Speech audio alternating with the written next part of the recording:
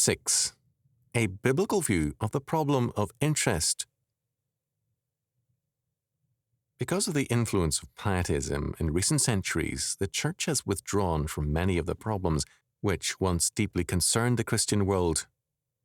One of these problems is the question of interest or usury. Originally, and in the Bible, the two words were identical in meaning. They have come in recent modern times to be differentiated, interest being legitimate rent for money, and usury a higher and illegitimate rent for money. The Bible makes no such distinction. Where interest or usury is legitimate, it is governed by the marketplace, not by legislation. Where it is not legitimate, any rate is immoral. The early Church adhered here as elsewhere strictly to the Mosaic Law as it interpreted it, and interest was accordingly banned, a prohibition which endured in various forms for centuries. In part, the Church's prohibition was based on the hope of a totally Christian society in which all men, as brothers in Christ, ministered to each other's needs. The biblical law is more realistic. Howard B. Rand, in his Digest of Biblical Law, declared that the Bible forbade interest, a statement which Scripture contradicts. H. B. Clark's Biblical Law gives a better report of the pertinent legislation and commentary. The biblical law sees believers as brethren with mutual obligations one to another. In time of need, believers are to seek the relief of their brethren's need, and this charity is administered personally and through religious channels. The Deacons Fund in the New Testament, Acts 6, 1-6. This relief was never a subsidy for laziness. If any would not work, neither should he eat. 2 Thessalonians 3:10. Where financial help was needed, loans could be made.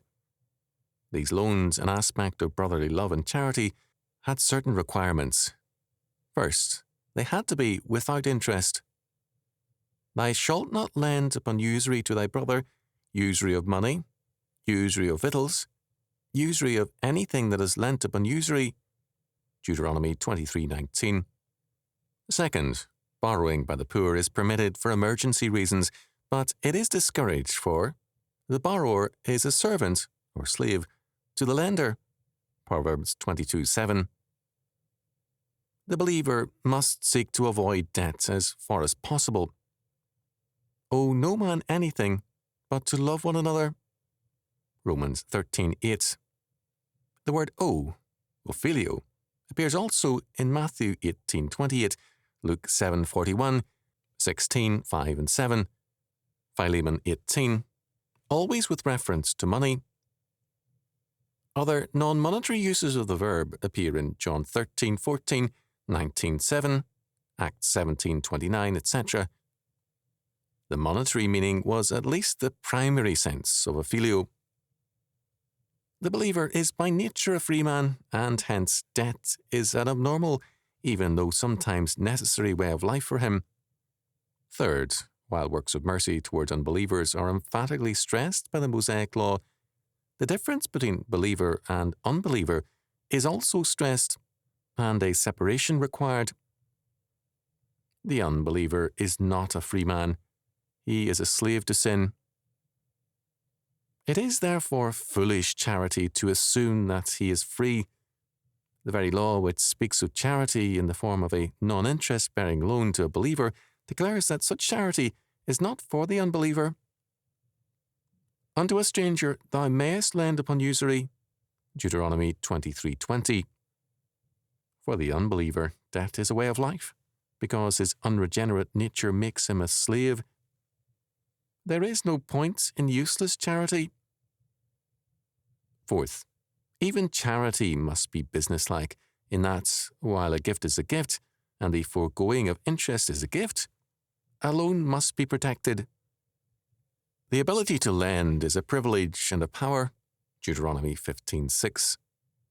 Security was required usually, and the requirement of a security prevented the borrower from making more than one loan on his property.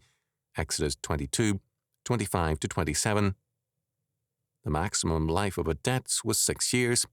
Deuteronomy 15, 1-6, 12-18. No believer has the right to mortgage his future indefinitely, nor does a godly nation have any such right. St. Paul, despite some trying situations when he wanted, that is, was in need, prided himself that, "I was chargeable to no man," 2 Corinthians 11:9. As a servant of the Lord, he avoided becoming the servant of man, 1 Corinthians 7:23. Fifth, it is clear from the foregoing that the biblical law with respect to interest had reference to charity, to help extended to a brother in the faith. In such a case, the law took care lest the borrower and lender exploit each other, and the law protected the act from abuse. The failure of a society of believers to maintain God's moral law and charity one towards another means death for that society or community, Ezekiel 18. But the reference in these things is to the personal relations of believers, not to their business activities. Unbelievers could be and must be the object of acts of godly mercy, as the parable of the Good Samaritan makes clear, Luke 10:30-37. But the inner life of the redeemed community has special laws for special needs in terms of the greater responsibility of redeemed men. Apart from this realm of charity, interest has a legitimate sphere. Jesus spoke of it in Matthew 25:27. If such an investment of money at interest had been immoral, the whole point of the parable would have been destroyed in the minds of the hearers. To suggest an immoral act as a necessary one would have given the Pharisees a major weapon against Jesus. The biblical pattern long influenced colonial and early America. The 6-year debt span is still reflected in bankruptcy laws. Clark, in Biblical Law, noted that modern statutes of limitation and bankruptcy acts fulfill the purpose of the ancient law of sabbatical release, the former by forbidding the bringing of an action upon a debt after a certain number of years, and the latter enabling a debtor to turn over his property in satisfaction of his debts. The spirit of these laws, however, is greatly abused. Prior to World War I, the United States normally saw no personal debts except for homes and land. Installment buying was an alien concept.